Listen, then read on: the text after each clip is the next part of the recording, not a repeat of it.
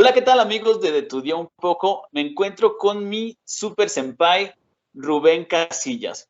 Rubén Casillas es licenciado en Relaciones Internacionales, tiene una maestría y un doctorado y pertenece a la División de Estudios Japoneses de la Universidad de Guadalajara. Hizo Centro de estudios en el Estudios extranjero, Japoneses. en el Centro de Estudios Japoneses de la Ajá. Universidad de Guadalajara, hizo estudios en el extranjero y actualmente es catedrático en la Universidad de Guadalajara y en el ITESO, me comentaste, ¿verdad? Había estado en el ITESO, eso ya tiene ratito que ya no. Pues había estado como buen mercenario, UDG, Autónoma, ITESO, UVM, pero ahorita estoy solamente UDG en el campus de Q Lagos, en la zona de Altos Norte. Excelente. No, pensé que seguías en el CUS, pero bueno, también en parte es para actualizarnos tú y yo de cómo hemos estado, de cómo hemos pasado las cosas y sobre todo que nos cuéntanos, la última vez que nos quedamos apenas ibas a entrar a la maestría, al doctorado, ¿verdad? Recuerdo que me Al, estabas comentando que acababas de terminar tu tesis de la maestría Ujú. y ibas a entrar a un doctorado que me dijiste, anímate. Yo dije, no, yo con la maestría todavía estoy bien atrasado. No, ¿Cómo te ahorita, fue? en la vida después del doctorado, te digo, es mucho, no sé si es mucho amor o mucho masoquismo o de todo un poco, pero fue este, muy difícil, por muchas razones. La última vez que platicamos era cuando iba a entrar al doctorado en Colima, el de Estudios Transpacíficos, pero me Ajá. salí de ese doctorado y entré a otro. Nos quedamos en que yo había terminado la maestría en Ciencias Sociales en la UDG y en mi endogamia académica dije, venga, doctorado otra vez en la UDG. Me metí a Ciencia Política, a la par que se me dio la oportunidad de venir a trabajar a Culagos. Sí, acá tienen un proyecto de lenguas y culturas extranjeras con una especialización en lengua y cultura japonesa. Entonces vine acá a trabajar, aquí seguimos desde hace ya casi 4 años. Llegué en agosto del 18, más o menos 3 años y medio. Tenemos trabajando de este lado. Bueno, Rubén, una cosa que sorprende a propios y extraños cada vez que me dicen, oye, pero ¿cómo hablas japonés si no eres otaku?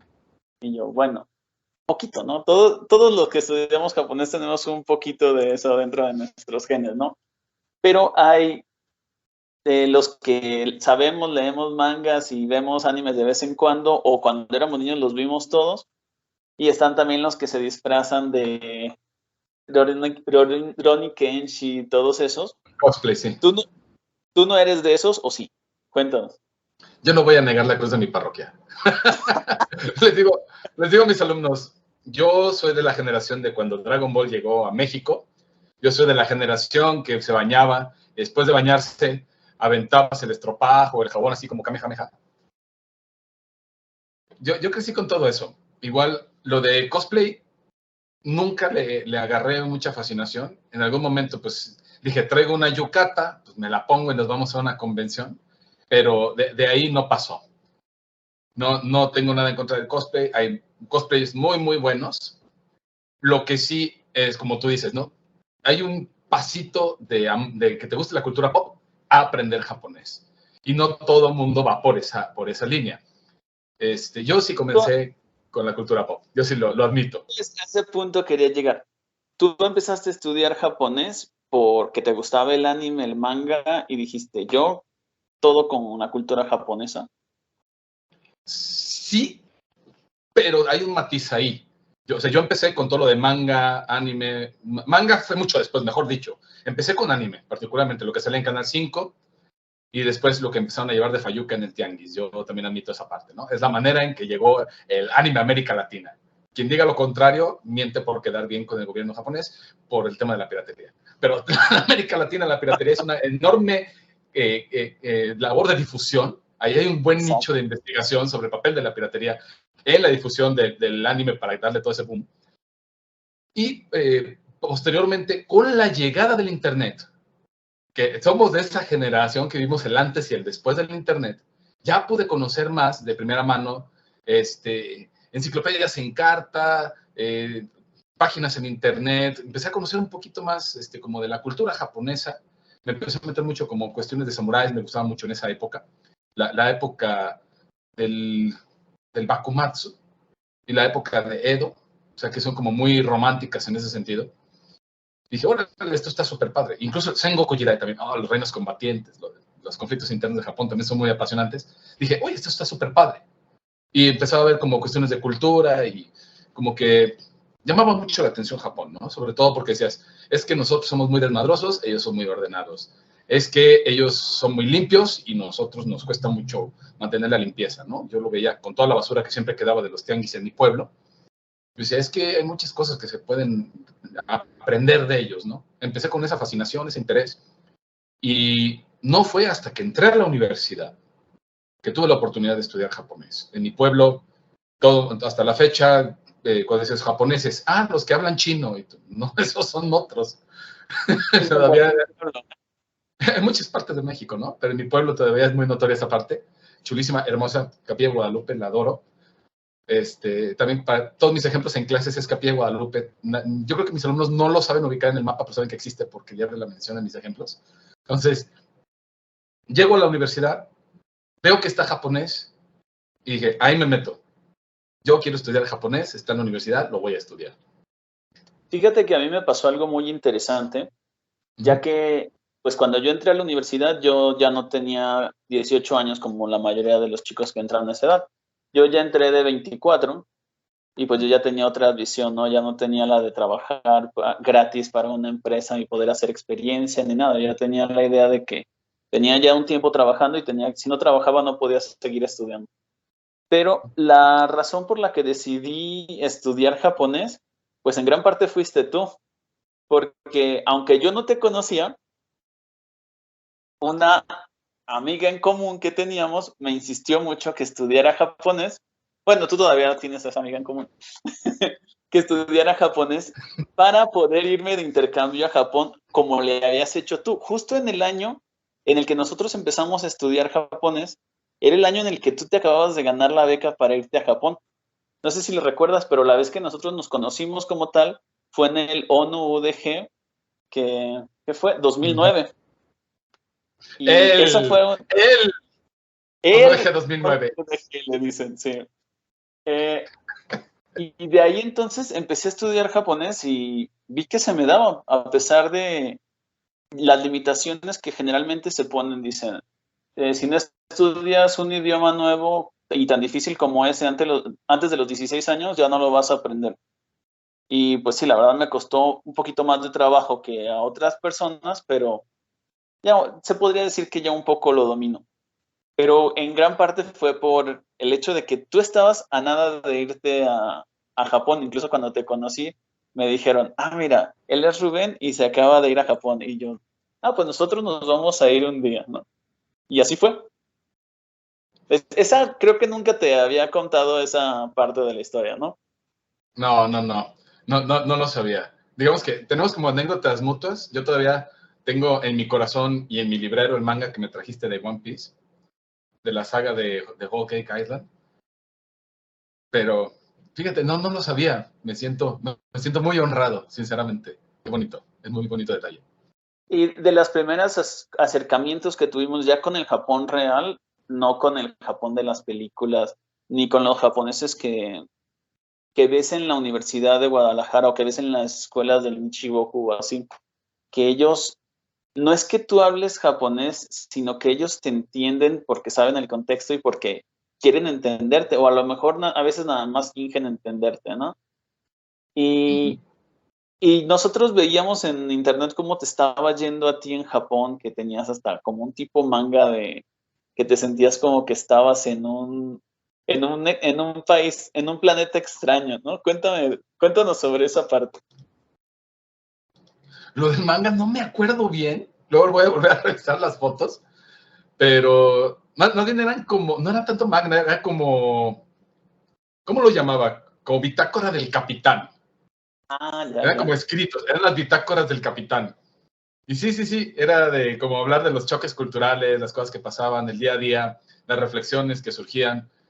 Sí, eso fue de lo padre, porque como tú comentas, una cosa es la relación con el japonés que está en México, que está también como familiarizado con la cultura, en cierto modo mexicanizado inclusive, y cuando llegas a Japón, interactúas con los japoneses, ahora sí, donde tú eres el agente externo, es un choque, ¿no? Donde dices, es que estudian un montón y seguro todos hablan inglés, ¡paz! Les hablas en inglés y te evitan porque se asustan así como si estuvieran en medio examen y surgen imágenes así como de Vietnam o no sé qué, de acordarse de los exámenes, de no, otra vez no.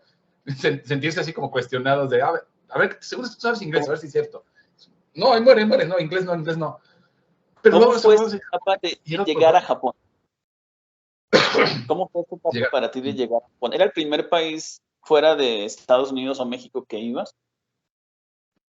Yo tuve la fortuna de conocer por un cierto tiempo, un par de semanas, Canadá, Italia, y el caso de Estados Unidos un poquito, antes de ir a Japón. O sea, siempre vas al extranjero y es enfrentar una realidad distinta, o sea, empezando por el idioma, pero inclusive cuando uno va a Europa, cuando uno va a Canadá, hay ciertas cosas que son familiares, ¿no? Inclusive quizá por lo que uno ve en televisión, por un poco el tipo de comida, tú dices, oh, pues has probado la pizza. No la pizza hecha en Italia, que es otro rollo, pero conoces el sabor de la pizza, más o menos te familiarizas o esperas algo. Pero la comida japonesa en ese entonces no estaba tan difundida. O sea, ahorita ya encuentras sushis por todos lados, los de Lokuma que les dan un infarto a los japoneses, dicen, ¿por qué está empanizado? ¿Por qué tiene carne y queso encima? ¿Eso qué es? Esa abominación, ¿qué es eso, no? Y tú llegas a Japón y para mí fue un choque mucho más fuerte, ¿no? Por ¿Qué el fue lo que idioma, lo más te limitado que es. sorprendió de llegar a Japón? Lo que tú dijiste. Lo que más me sorprendió, al puro que llegué, digamos, como esa presencia de la naturaleza en los espacios urbanos. A mí fue el primer choque, donde en Guadalajara yo veía pues que estaban talando todo, ¿no? Y llegas acá y ves las vías del tren recorriendo pueblitos, recorriendo ciudades, y ves muchísima vegetación. Y de repente ves un templo cubierto de un bosquecito en medio de una zona habitacional, que a su vez está rodeada de bosque. Y decía, órale, esto está súper padre. Eso me encantaba. Y la limpieza. Decía, ¿dónde está la basura? ¿No? Yo esperaba las colillas de cigarro por todos lados, o no sé, las envolturas de chicle, lo que fuera, así como mini basuritas. Y no, o sea, la gente realmente tiene mucha conciencia de la cuestión de la limpieza y el entorno allá, ¿no? Y eso es algo que a mí en principio sí me llamó muchísimo la atención. Un cierto nivel de cortesía inclusive, donde sí hubo gente que me sacó la vuelta cuando se hablaba inglés, otros que pues, se desvivían por ayudarme y no sabían cómo y se sentían súper mal. Pero luego cuando les empecé a hablar en japonés, que empecé a mejorar mi dominio del idioma, si es que puedo decir que tengo dominio todavía, yo decía, wow. Le pregunté a una señora, me acuerdo mucho, en Osaka, para tomar el tren hacia Kioto, no recordaba dónde estaba la estación. Me llevó y me puso enfrente del tren, súbete. O sea, no nomás me dijo, me llevó así, para que no te pierdas, córrele, vente, todavía alcanzas el tren. Y ese nivel de cortesía, yo dije, wow. Hubo algo que a mí me sorprendió, supongo que a ti mucho más, ¿no? Porque pues eres un poco, digo, bastante más alto que yo. Cuando yo llegué, la primera vez hubo un problema que se perdieron mis maletas. Las mandaron por error a París. Una de ellas, la otra sí me llegó. Y pues así con el japonés de 2 años en el KUSH, estuvimos investigando y platicando con los policías y agentes de migración, pero parecían unos niños. Las chicas vestidas de policías parecía que estaban haciendo cosplay. Eso me llamó muchísimo la atención porque tú dices, oye niño, háblale a tu papá para que me atienda, ¿no? Y esa parte de que hay gente que es súper amable, también así exactamente como tú lo cuentas, que le pregunté a una chica, oye, voy para tal estación. Me dijo, mira, ven. Y te llevan casi de la mano y te dejan en la estación y te dejan en el punto correcto para subirte, porque no vaya a ser que te vayas por el sentido contrario. Cuando estuve allá tuve una aventura en la que me fui de Nishikasai, en Edogawa, hasta la Universidad de Kanda, que estaba en Chiba, en Makuhari. En cerca de Makuhari, sí. Hice 4 horas. bueno, porque también no conocía y estaba preguntándoles a todas las personas, con el paraguas se metió en la llanta y se ponchó, entonces tuve que buscar una. Pero el punto es que hice 4 horas y cuando les preguntaba a los japoneses que cómo llegaba, me decían, sí, deja tu bici aquí y te vas en el tren para acá y para acá. Y yo, no, es que quiero ir en bici. Y los japoneses me decían, no se puede. Tienes que dejar tu bici y tienes que irte en el tren. Así estuve como cuatro lugares hasta que ya dije, no, sabes que me voy a ir como yo le vaya entendiendo. Y trataba de irme a un lado del tren, pero hay partes en las que, por ejemplo, cruzas ríos y solo está la vía del tren, no hay puente para bicis ni para personas. Esa fue como una de las experiencias más locas que tuve. ¿Cuál fue tu experiencia más loca en Japón? Hay muchas, créeme. Pero si tuviera que contar una... Ahorita, quiero hacer un paréntesis, ahorita que mencionaste lo de la altura, ese es otro punto, es otro rollo. Japón no está hecho para los altos. O sea, incluso me acuerdo siempre cómo me dolía la espalda después de trabajar en la carnicería en la Nikoya, Tagawa, que por cierto, siempre todo el cariño y por todo el apoyo que nos dieron allá. Siempre me dolía la espalda porque me quedaba muy bajito el lavabo al terminar el día que lavabas todo. Sí. Y luego cuando atendía a la gente que estaba en el mostrador, y aparte tenía tarimas. Pero, o sea, más o menos viendo la pantalla así como está, a mí el mostrador, pues ya ves que está el mostrador y luego había como una campana arriba, me quedaba así. O sea, tenía que echarme a atender a la gente así. No, pues se sacaban de onda. Atraíamos clientela, ¿no? Era como de, vengan a ver a los extranjeros y de paso llévense. Era como un atractivo turístico los extranjeros que están ahí porque no falta. Bueno, en el año en el que fui yo, pues había un tipo que era muy, muy raro. Era de Puebla y se llamaba Santiago y era así, medía como unos 65, pesaba como 120 kilos, gordo, así como un personaje de One Piece de Barba Negra, haz de cuenta así, nada más que con todos sus dientes. Entonces la gente iba a verlo. Wow. Pero ahí te va. Ya llegando a esa parte de la experiencia, y tiene que ver un poco también con lo alto, en algún momento de la historia. Cuando yo me fui a Japón, ¿recuerdas que fue también cuando fue Libertad? Y en el departamento donde ellas vivían, pues fueron de Libertad y de Erika. Ellas fueron consiguiendo muchas cosas para el departamento de lo que encontraban pepenando. O sea, pepenar es un negociazo en Japón, porque tienen cosas geniales, así con poco uso, y lo armaron a pura pepenada. O sea, hasta a mí me tocó de refilón donde, encontramos 2, 3 arroceras, ahí te va una para ti. Y yo también mi suihanki ahí, ¿no? Mi arrocera. Entonces... Un compañero encontró una vez un PlayStation 3, en ese entonces era el más nuevo. ¡Wow! Lo tirado. Se le desconectó un cable y lo tiraron y la persona lo agarró, le conectó el cable y ya quedó. ¡Wow! Yo encontré manga. Regalé mucho manga a mis amigos y todavía conservo una parte de lo que encontré. Pero estas chicas un día nos hablan. Estaba también un chico de la Autónoma, Javier, y nos hablan por teléfono así como de, córranle, vengan. Y yo dije, algo pasó, vamos. Fuimos. Y dije, pues, ¿qué pasó? ¿Qué sucede? Dice, háganos un paro, vayan rápido a Yoyogi, en la estación tal, de ahí giran a la izquierda, 2 puentes peatonales.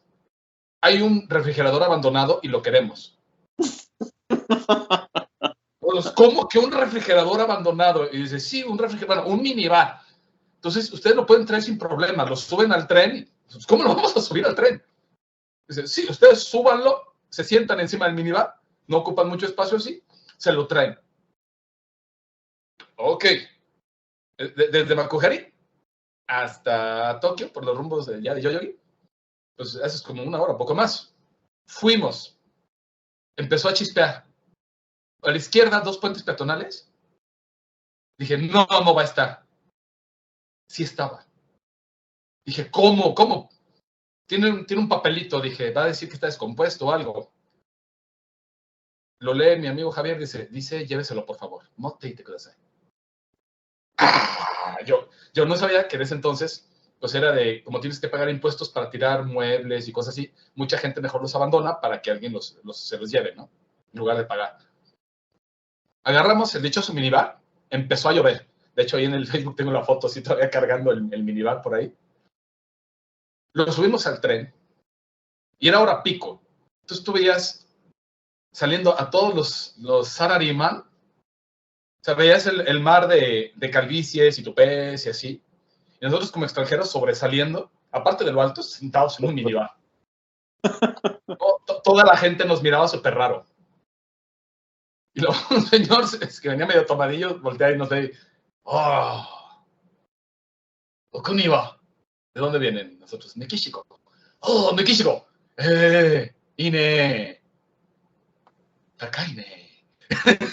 Son altos. Así como, ¡órale! Y pues fuimos todo el camino de Tokio hasta Makuhari. Llevamos el dichoso refrigerador al departamento de Libertad y Erika. Y que sí funcionó. Dije, yo estaba apostando a que lo abandonaban porque estaba descompuesto. No, funcionó a la perfección.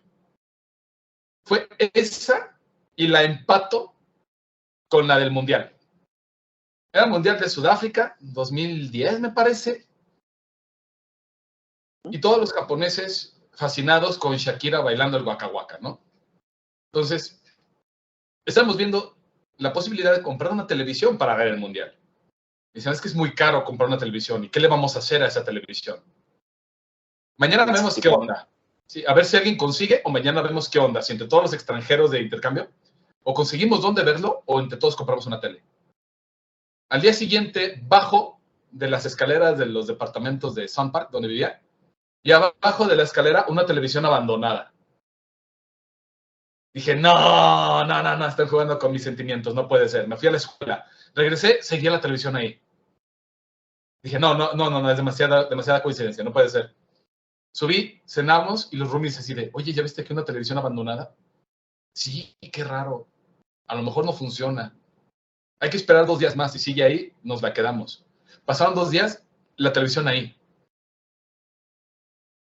La subimos, la conectamos, funcionaba a la perfección. Y tenías un mar como de 20, 25 extranjeros viendo el Mundial en la esquinita de mi casa. Porque los departamentos eran pequeños. Pero estábamos todos así viendo.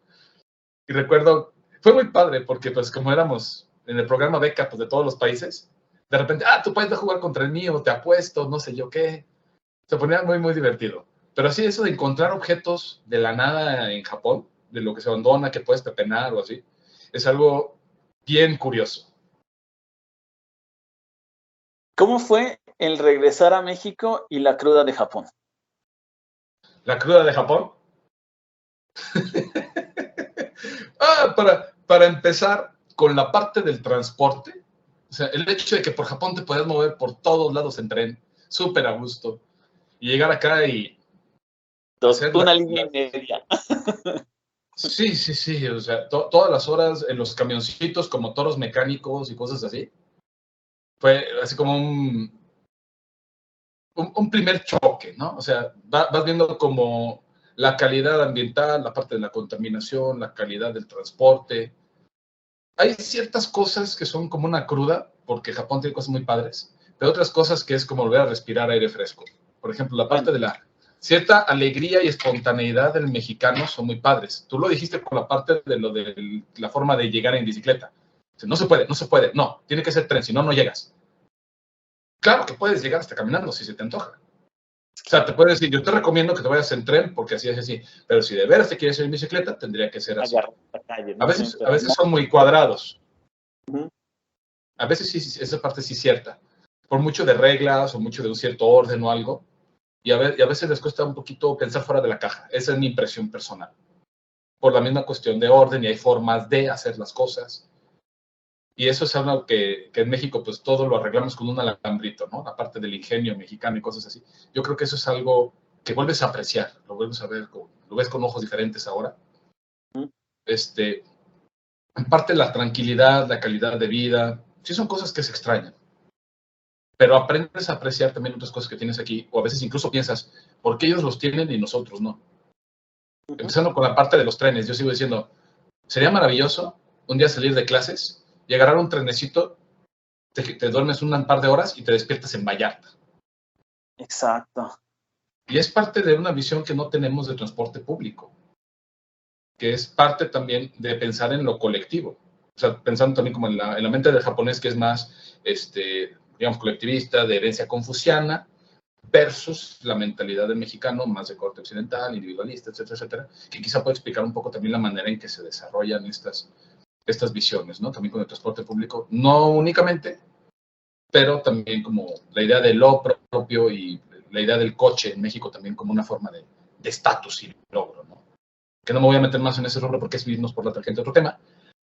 Sí, claro. Pero sí. No quiero que terminemos esta entrevista sin antes hablar de un tema importante que rompe amistades y que ahorita tiene separado, bueno, siempre ha estado separado el país en esos puntos, pero antes no nos dábamos cuenta, ¿no? Porque solo había una visión del país, una visión del mundo, y cuando mucha gente empezó a meterse en política, empezó a volverse, los que estaban acostumbrados a estar en política siempre, reclamaron su lugar de ser los únicos que pueden decidir, y la nueva gente que empezó, pues empezó a sentir extraña, empezaron a ver roces, y ya están polarizado el país, que tiene cosas buenas y tiene cosas malas. Cuéntanos acerca de tu ideología en cuanto a si eres de derecha, de izquierda, de centro, votaste por Calderón, te encantaba a mí, te causaba muchísimo coraje comer taquitos en la calle, que hubiera gente pobre como Anaya. Cuéntanos. Vamos a estar centrándonos en el 2006. Supongo que también fue la primera vez que tú votaste para presidente de la República. La del 2006. Espérame que se me hace que yo estoy más chamaco. Déjame acordarme. Sí, yo soy del... Sí, no te creas, creo que la del 2006 fue mi primera elección que me tocó votar, ahora que lo mencionas. Sí. Híjole, me lo pones muy difícil. Porque somos de los altos, ¿no? Y sí. en los altos, pues tienes que, si no eres del PAN, pues, bueno, ahorita creo que Movimiento Ciudadano ya se comió al PAN, allá en gran parte de los altos también. Pero hasta hace 6 años, si tú no eras del PAN, eras un socialista, ¿no? Un comunista, como les decían allá, ¿no? ¿Eras? Matacuras y robavacas, sí. No, vamos a tocar ese punto. Vamos a tocar ese punto rápido y vamos a extrapolarlo a Japón, que también es nuestro tema de interés, como para reflexionar un poquito en esa parte, ¿no? No sé cómo definirme, simpatizo más con centro y hacia la izquierda. Si bien hay algunas cosas hay que definir, ¿no? Yo creo, pienso que puede haber ciertas combinaciones, por ejemplo, que decías, entre el papel que puede jugar el Estado. O sea, yo lo quiero extrapolar con el caso japonés, que a mí me llamaba la atención que coexistían las líneas ferroviarias gubernamentales con las líneas privadas. Y se conectan y puedes tener la misma tarjeta. Y lo quiero extrapolar a la misma parte que mencionaban en otras de las entrevistas que tuviste, con, por ejemplo, la cuestión de lo de la reforma energética y la posibilidad de una privatización en ese sentido, donde se hablaba del caso de Telmex también, ¿no? Yo creo que ahí el gran error del Estado fue también lo de la infraestructura iba con todo el paquete. Porque sí, porque ya no había una competencia, porque el que quisiera competir tenía que usar la infraestructura del rival y pues ya no es competencia leal, per se, o sea, ya estás en una desventaja. Yo creo que hay una parte donde el Estado tiene que participar sí o sí en la provisión de servicios públicos, porque no siempre el mercado va a ser eficiente. O sea, sí tiene que haber una regulación, un seguimiento. Pueden romper el mercado, los mismos participantes del mercado lo rompen, y ve lo que pasó con los productos de Kimberly Clark. Se puso de acuerdo con todas las demás marcas para subir los precios artificialmente. Pero perdón, continúa. Sí, controles oligopólicos, sí. O sea, este es un gran problema. Cuando no hay una regulación, se puede dar este tipo de abusos, ¿sí? Porque se crean o monopolios o cárteles, y ahí es donde el Estado tiene un papel importante, porque en primera instancia el papel del Estado es, además de la seguridad, el bienestar como parte de la seguridad. Hay una dimensión económica en la seguridad nacional. Yo creo que el Estado ha sido un poco negligente, ¿sí?, en el caso mexicano, porque había sectores donde debió de meterle más impulso, incluso si eso representaba en algún momento enfrentar a la propiedad privada. En el sector automotriz, por ejemplo, pues es uno de los grandes motores del desarrollo en México. También da mucho trabajo. Las mismas empresas japonesas, las coreanas, las automotrices estadounidenses, europeas, que tienen presencia en México, pues claro que da mucho trabajo. El problema está en que cuando pensamos que toda la movilidad en México también debe de ser movilidad en automóvil, ¿sí?, vemos el automóvil entonces como una forma de logro y una necesidad. Lo Y que no le es llaman el eficiente. paradigma del automóvil, ¿no? Y no es eficiente en términos de espacio, en términos de los recursos que consume. O sea, cuántos automóviles, cuánta gasolina versus lo que podrías en un tren que puede llevar casi la misma cantidad o más de pasajeros. Que hay muchísimas infografías, no me voy a meter a eso. Pero creo que no hemos sido eficientes en el caso mexicano en ese tipo de manejo de recursos, que lo vemos en muchas otras latitudes. En Estados Unidos, en buena medida, también hay muchas conexiones ferroviarias dentro del país. En Europa no se diga, puedes ir a cualquier lado casi de la Unión Europea en tren. En Japón, hasta estos casos, lo que mencionabas también en el video anterior, en la entrevista que tuvieron, es de que en el caso de la Comisión Federal de Electricidad, si un pueblito de 50 personas, es deber del Estado llevarle la luz a esas 50 personas. Si no es viable en términos económicos para un privado ponerse ahí, no se va a poner. Lo vimos en el caso japonés también, lo de esta chica que iba a la escuela y mientras ella iba a la escuela, mantuvieron funcionando la línea de tren hasta que se graduó y por fin ya pudieron cerrar esa línea. Una Porque línea era para que volviera, sí. Sí, porque era una visión del servicio público que no tenemos en México. Y eso me lleva mucho a esta parte de la política, cómo la manejamos. No significa que la política sea más eficiente en Japón, porque también hay que decirlo, hay una especie de oligarquía de familias políticas. Por ejemplo, el ex primer ministro Shinzo Abe, pues su abuelo también fue primer ministro, y su papá creo que fue ministro de Exteriores. O sea, son familias políticas, son dinastías. Y su Y lo bisabuelo, vimos. un Sí, shogun de emperador. yo no sé si fue Shogun o lo habían rastreado tan atrás a la familia de Abe. Inclusive también lo vimos con Junichiro Koizumi, que su hijo creo que fue ministro de Medio Ambiente, si no me equivoco, pero que también vemos ahí como ciertas líneas muy marcadas donde la política no es tan abierta. O sea, no cualquier newcomer puede entrar y competir en la política, ni aquí, ni en Japón, ni en casi ninguna latitud. Lo que sería la cuestión de las clases políticas, y nos vamos a meter en un montón de cosas que ahorita no vienen a cuento porque no se trata de eso la charla, pero tienen una visión de lo público que nosotros no tenemos. O sea, yo me acuerdo mucho, no sé cuánto me puedo extender también porque ya tenemos rato. Cuando fue lo de la mentada con el gobernador Emilio González Márquez, eso más o menos coincidió, unos años más, unos años menos, con un ministro que llegó a dar, no me acuerdo si era un ministro de Economía o algo, que llegó a dar un informe y llegó ebrio. Y al día siguiente ya había desplegado todo un comunicado pidiéndole perdón al pueblo japonés, que ellos no merecían a un servidor público con esas características así desobligado, y renunció. O el que se robó un reloj en las Olimpiadas. El del Onsen también, el que se fue con dinero público de fin de semana a unas aguas termales, y que eso le costó su puesto, y sales en televisión y tienes que pedir perdón.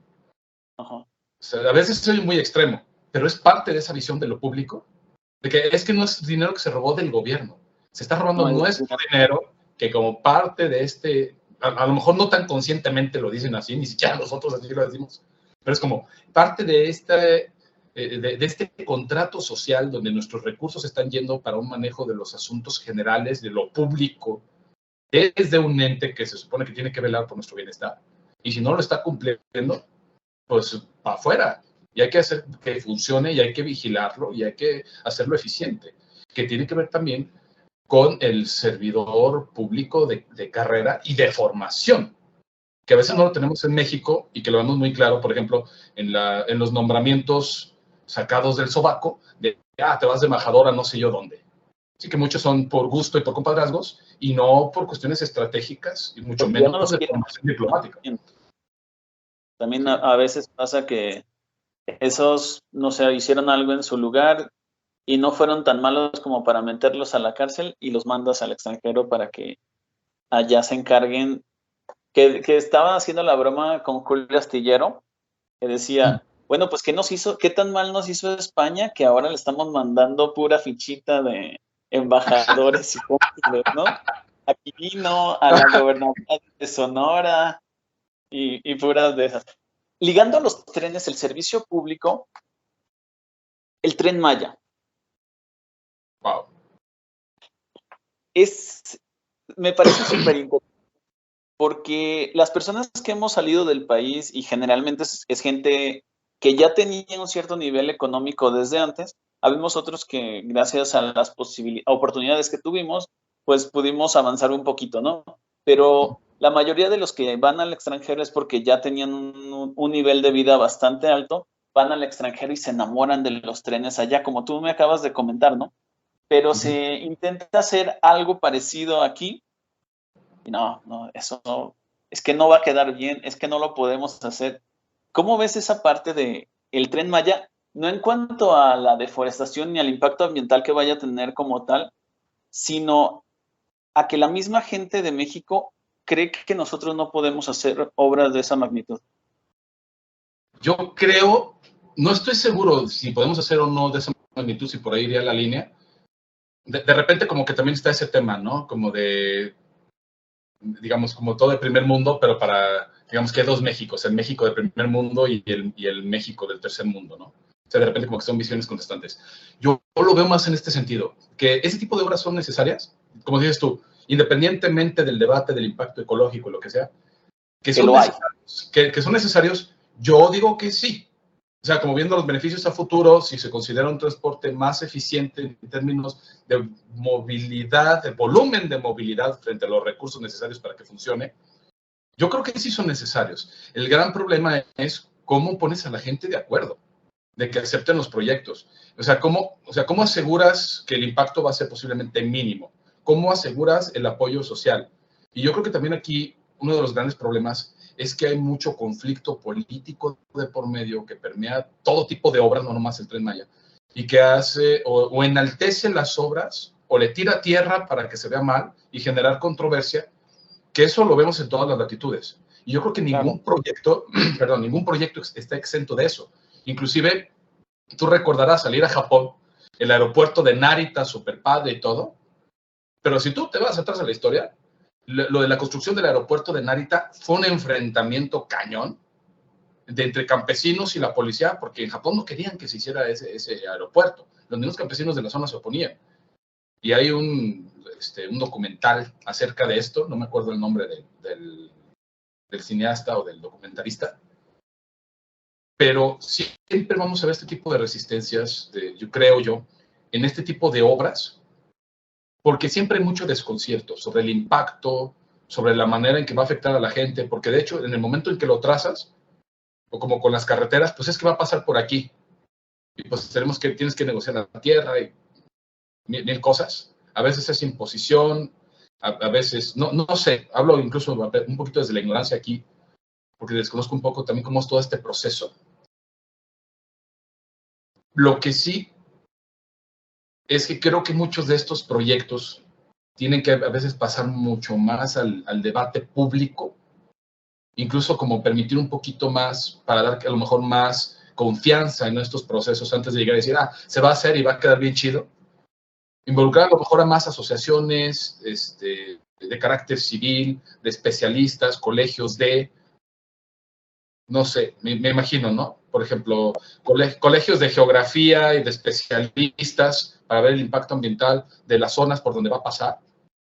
Ver el tipo de proyectos, no sé, por ejemplo, ahora que pasó lo del aeropuerto, no sé qué tanta apertura hubo para que diversos tipos de especialistas, escuelas de arquitectos y todo tuvieran también como voz e influencia en los Incluso, proyectos. no sé si supiste que hubo un problema con el Mitre en el aeropuerto, que decía que no se podía tener dos aeropuertos a esa distancia, y después dijeron, oye, pero, por ejemplo, Haneda y Narita están a menos de una hora, ¿no? Y también en Londres, en Los Ángeles, hay varios países que tienen ciudades que tienen más de 2 aeropuertos o 3 aeropuertos en un rango en el que comparten el espacio aéreo. Ujú. Pero yo creo que el problema principal con el aeropuerto de Santa Lucía Ajá. fue que se canceló el otro aeropuerto. Porque la gente lo que yo escuché y leí es que los empresarios no solo habían comprado bonos en el aeropuerto nuevo, sino que compraron los terrenos de todo alrededor a Por 1 la o 3 popularidad que pesos tiene, por supuesto. el metro cuadrado, y pues ya se veían dueños de hoteles, restaurantes, y aparte se iban a quedar con el aeropuerto viejo en el terreno para hacer otra nueva Santa Fe. Lo que me comentabas del aeropuerto de Narita y su construcción, me recortó la película de Gese Tanuki Gassen Pompoko. No sé si la has Ah, el de visto. la guerra de los mapaches de Ghibli. Sí, Sí, sí, sí, sí, cómo no. es, como lo estabas explicando, yo me acordé de los mapaches peleando contra las máquinas y los policías y todo. Y eso me recordó bastante. No dudes que a lo mejor como algo de conflictos sociales hay reflejado también, porque Ghibli tiene como ese toque, ¿no? Mucho de cuestiones sociales y ambientales de por medio. Pero sí, o sea, volviendo un poquito con esta comparativa con Japón, yo creo que ese sentido como de, no sé si profesionalismo en lo público, yo creo que es algo que los caracteriza mucho a ellos, ¿no? Inclusive, por ejemplo, mucha gente decía, es que cuando fue lo del terremoto, en una semana ya habían arreglado las carreteras. Y allá en mi rancho abren un agujero para arreglar lo del agua de Ciapa, de Tepatitlán, lo del agua, y se queda semanas abierto el agujero, ¿no?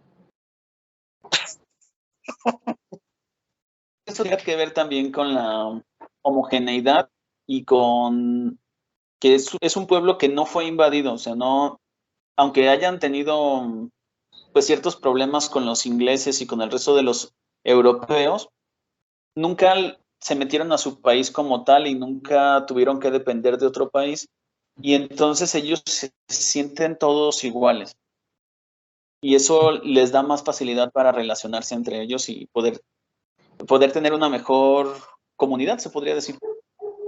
No sé si la parte de la homogeneidad, porque ahí también entras en un terreno un poquito espinoso, que es lo Ah, la claro. cuestión del Nihon Jinron, que una cosa es hablar de la japoneidad y otra cosa es hablar como de un cierto dejo de nacionalismo. Pues Yo ambos lo que hay. creo ahí, ambos hay, y eso no se va a negar.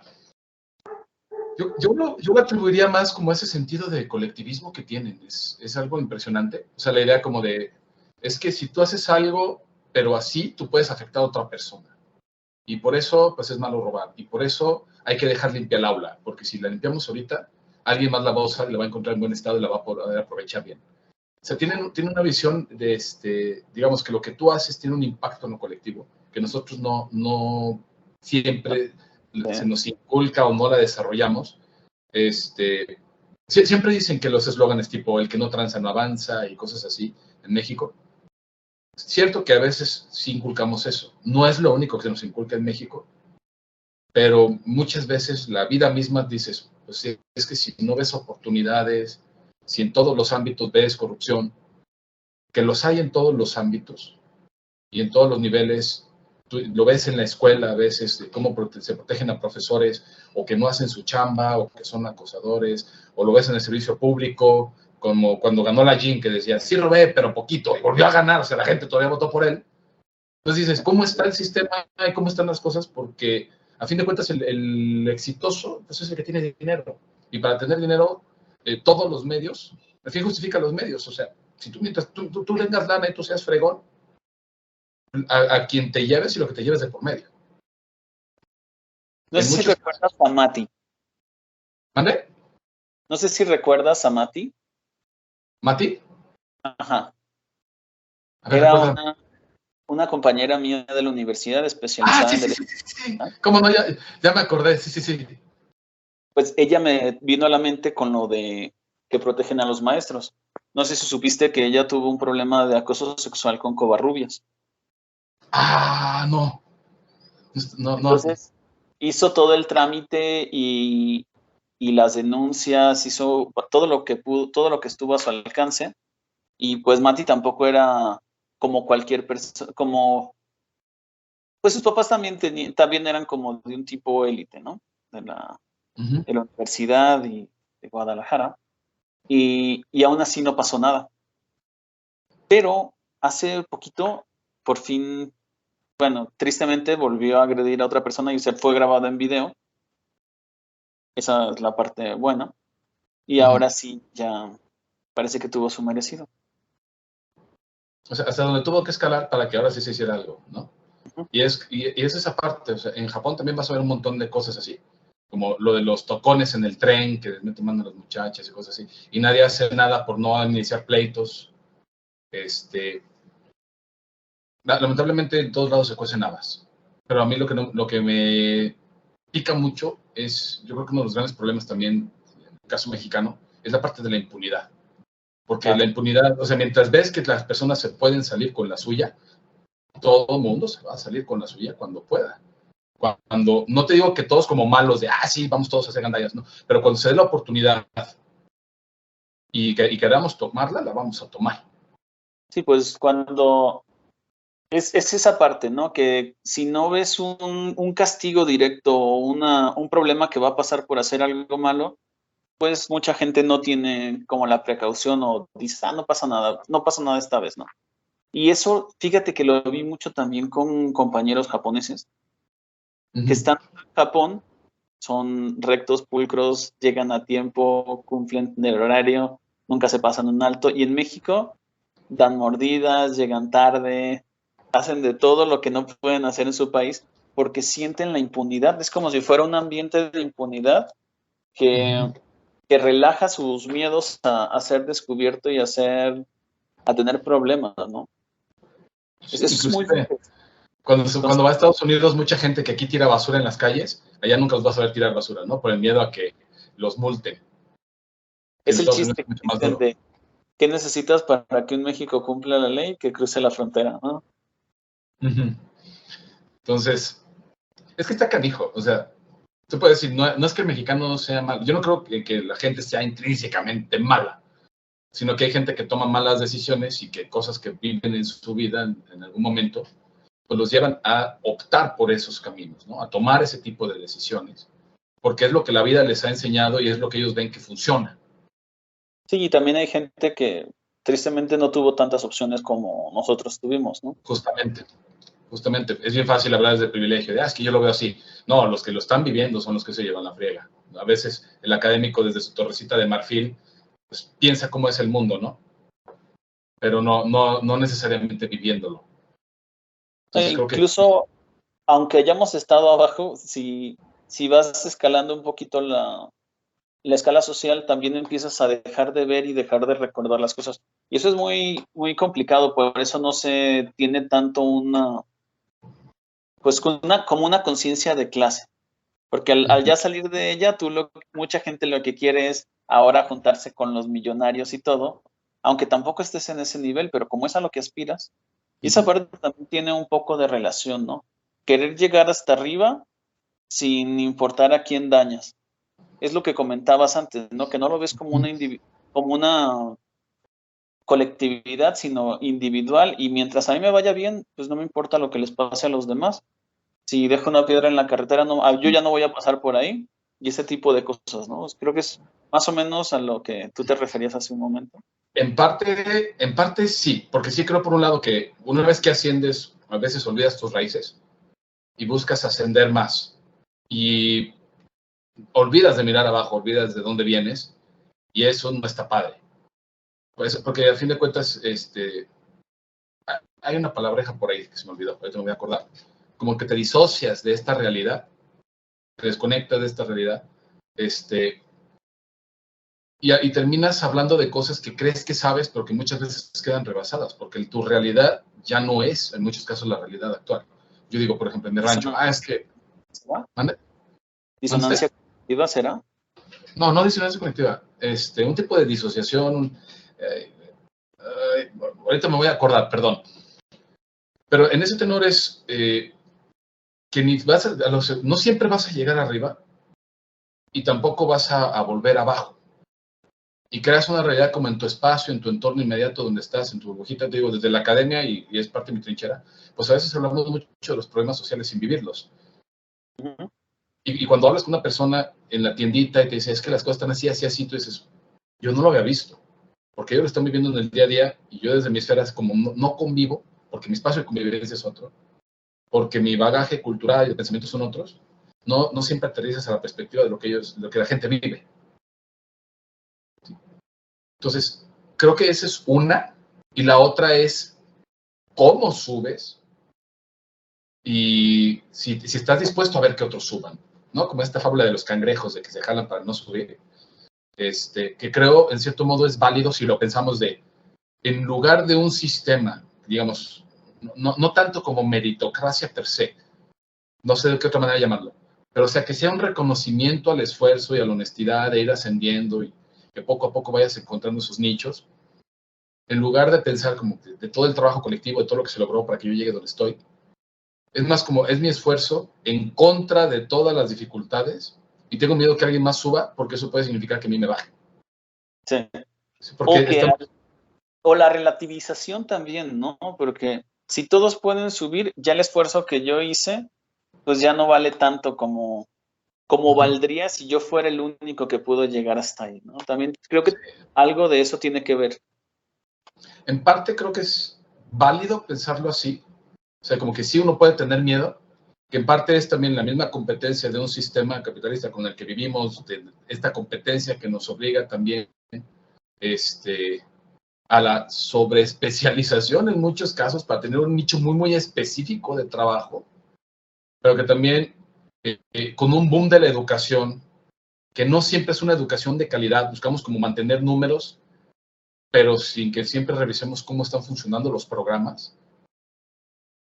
O sea, como manufacturando licenciados, no sé cómo decirlo, porque siento que también la educación en ese sentido se ha diluido muchísimo y en muchos casos incluso ha perdido sentido. Vamos por un papelito que diga que sabemos hacer algo, sin que realmente a veces lo sepamos hacer, solamente porque aguantamos 4 años de algo para al final poderlos certificar y salir al mercado laboral como licenciados.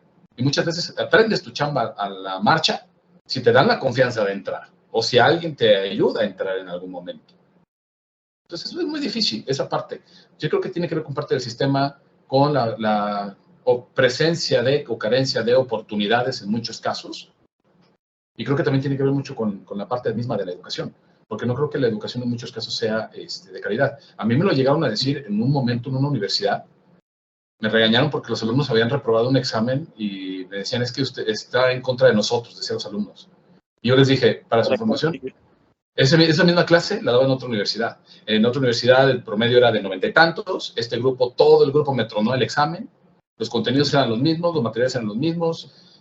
Y al final me dice la encargada de área, no olvide que esto es un negocio, ténganlos contentos, hágales un ejercicio que recuperen los puntos del examen.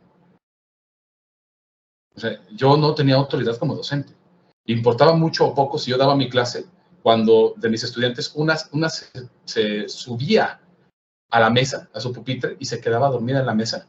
Y otra me quitaba del pizarrón, porque ahí estaba el único enchufe de todo el salón y tenía que conectar su teléfono para poder estar, según ella, trabajando en línea, manejando su negocio.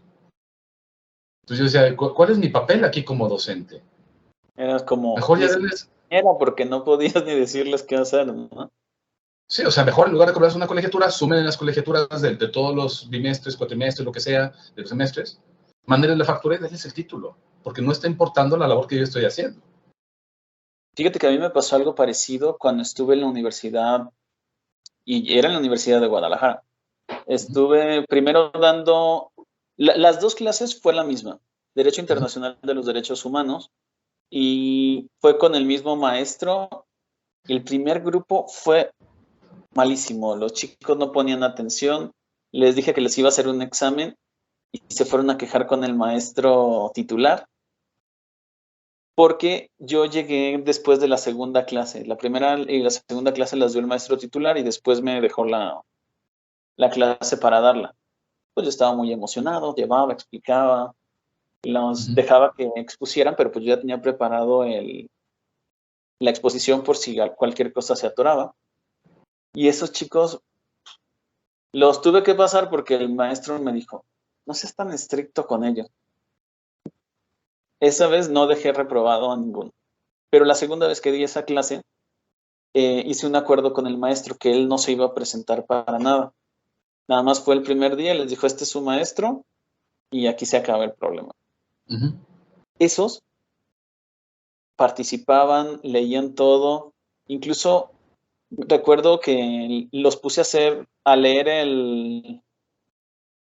¿qué fue? Era como la condición de los derechos humanos en México hecha por la Comisión Interamericana de los Derechos Humanos. Todos la hicieron. Entonces ahí me castigué yo, porque tuve que leer los resúmenes de todo. O sea, obviamente primero tuve que leer el documento y después leer los resúmenes de todos, y eran como 40. Y ahí solo reprobé a un chico, pero él sí, pues, no fue, y ya cuando se había acabado la materia, me llamó y me dijo, oiga, profe, es que ayúdeme. Y no sé. Mira, los que estuvieron viniendo, de alguna forma les ayuden. Pero a ti ni siquiera te conozco.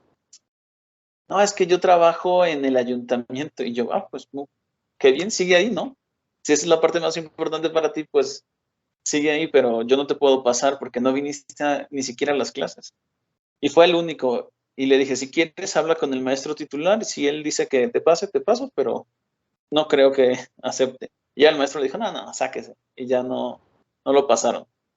Pero yo creo que también es esa parte, si la universidad te da la facilidad para que tú puedas tener autoridad, puedes tener autoridad y puedes dar una buena clase. Pero si te descalifican con ese tipo de cosas como me comentas, pues es imposible. Sí, y que vamos a ser justos también. En esa universidad, no vamos a mencionar nombres, pero vamos a ser justos. Tuve mi peor grupo de la historia en 10 años que llevo dando clases. Mi peor grupo y uno de mis mejores grupos también. Un grupo sumamente brillante y dije, wow. Y creo que era una parte de la disposición también. A mí lo que me pegó es que a veces encuentras alumnos que trabajan muy padre, otros que no les interesa mucho la clase.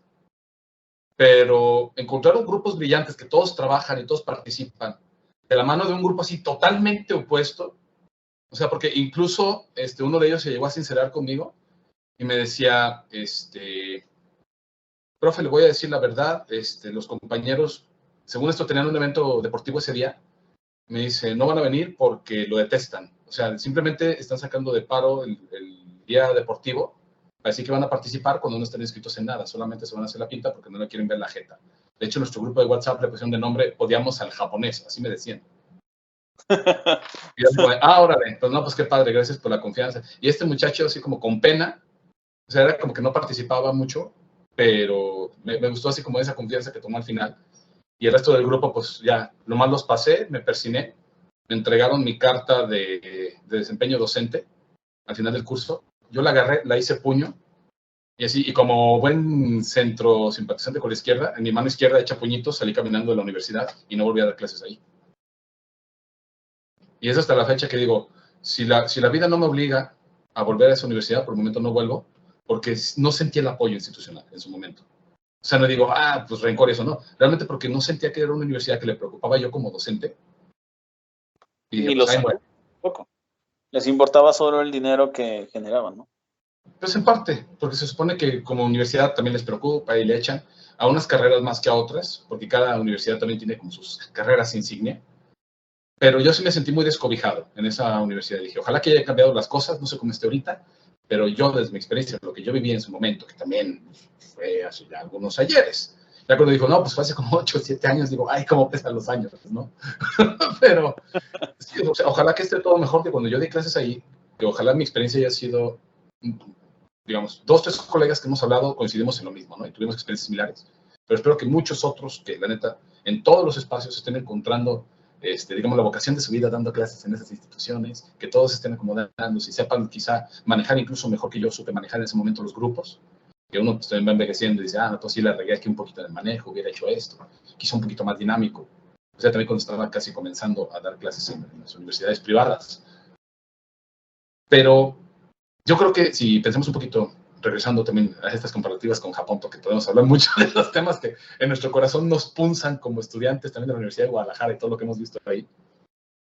Yo creo que esa parte también como de cuestiones de valores, disciplinas, que se enseñan en escuelas japonesas, que de repente no vemos totalmente en los casos de las escuelas mexicanas. Por ejemplo, yo nunca viví algo de tienen que limpiar el salón, tienen que hacerse responsables de esto y de aquello, como lo que tienen ellos así de repente en sus escuelas. Los clubes escolares, que eso está súper padre, que no siempre lo desarrollamos acá.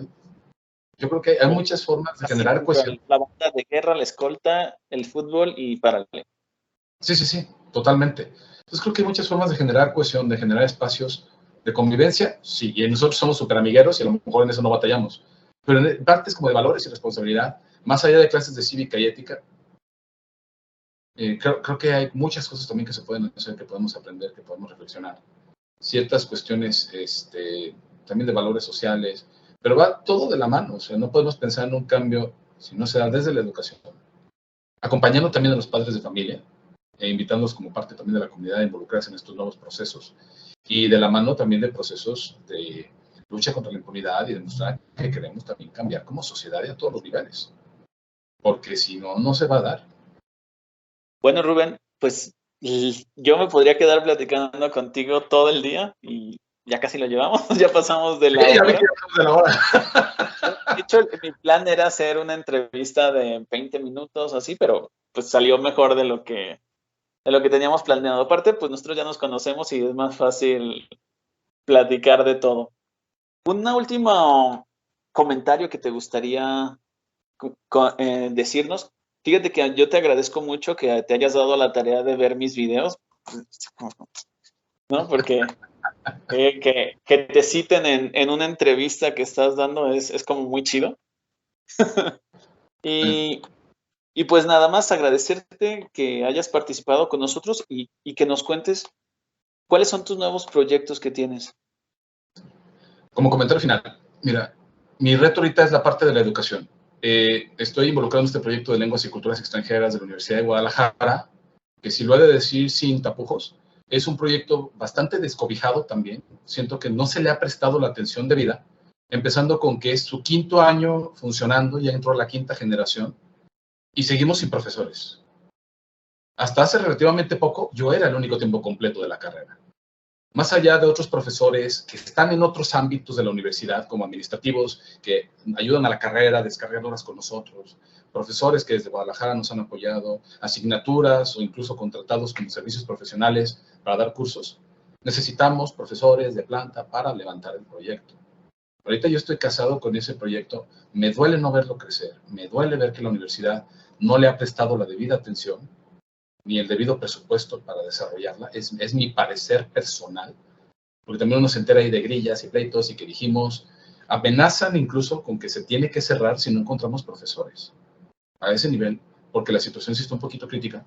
Y creo que es un proyecto muy padre en términos de vinculación en especialidades. Tiene 3 líneas de especialidad en francés, alemán y japonés, que se vincula en parte con la presencia de empresas de estos países en el Bajío y en la zona Altos Norte, pero al mismo tiempo como una apuesta por la interculturalidad desde la zona de los Altos, una forma también de reflexionar acerca de nuestro mundo, tener una mayor vinculación con diversos entes, ya sea vincular a lo que tenemos en México o atraer al extranjero para que nos conozca mejor, para ver oportunidades de vinculación, de negocio, etcétera, etcétera.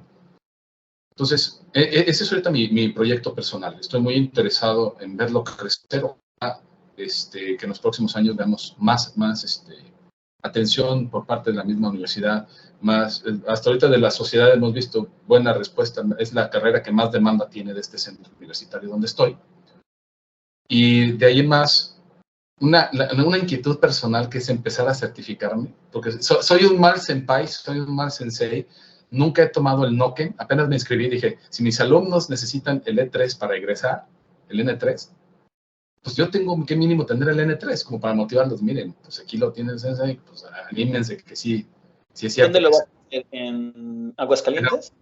Sí, en Aguascalientes. Estaba Pues pensando en... mira, también, ¿cuál nivel vas a certificar? En mi... ¡Suge! Ya lo reprobé el año pasado en julio, pero yo creo que tuvieron que ver más factores. Fue hasta Yucatán, tuve problemas con el avión, con el camión, ya llegué cansado. Entonces este año, que es aquí en Aguascalientes a 3 horas, no tengo ningún pretexto para no pasarlo. De todas formas, en lo de la universidad, obviamente yo no soy parte actualmente de la Universidad de Guadalajara, pero siempre va a ser mi alma mater y siempre voy a quererla como a ninguna universidad en el mundo. Y incluso cuando me preguntan, la maestría yo la hice en La Salle, pero no hay punto de comparación de La Salle con la UDG. Si hay alguna aportación que yo pudiera hacer a la universidad, tiempo, hora, clases, cualquier cosa, pues también puedes conectarte y yo estoy en la mejor disposición de apoyarlos. Entonces, después estaremos hablando de esos temas. No, por lo pronto, creo que la manera más optimista de responder a tu pregunta, y después de todo lo que dije, señor rector, si usted va a ver la entrevista, no lo vea mal. Es como crítica constructiva, necesitamos apoyo para levantar este proyecto. Lo que sí es, al menos en lo que es la cuestión de los estudios japoneses desde México, esta vinculación con Japón, la misma razón por la que comencé a interesarme en estudiar Japón sigue vigente. Es una sociedad cultural, histórica, socialmente, es muy apasionante. Hay mucho que ver, mucho que conocer, muchos omiyages que comprar, los souvenirs, mucho que comer, que la comida japonesa es deliciosa, sobre todo la comida callejera. Y más cuando te acostumbras. El takoyaki a mí me mata. El takoyaki que se vende en las calles de Japón a mí me mata, las bolitas de pulpo. Y creo, con ese interés de, hay mucho que aprenderle, que nos fascina, pero al mismo tiempo nos invita a reflexionar sobre nosotros mismos, sigue vigente. O sea, hay tanto que aprender mutuamente. A los japoneses les encanta la calidez del latino, y particularmente del mexicano.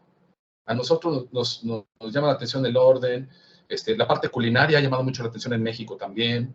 Entonces creo que hay muchos puntos todavía de descubrimiento, de fascinación mutua, que se pueden seguir explotando. Y es también parte de la labor que uno realiza, ¿no? No nomás es dar idioma, no nomás es dar historia, sino ¿por qué damos idioma? ¿Por qué damos historia y cultura? Porque se trata de conocer a ese, vamos a decirlo así, como a ese amigo que tenemos del otro lado del Pacífico, con el que históricamente hemos tenido una relación muy curiosa, muy cordial, bastante positiva, y que tiene mucho más que ofrecer todavía, ¿no? Yo creo que eso es lo que podría decir, como para ir cerrando ahora sí con mis largos comentarios, que dije, no me voy a extender mucho, y ya íbamos cerrando hace casi 10 minutos, pero ahí lo dejaría.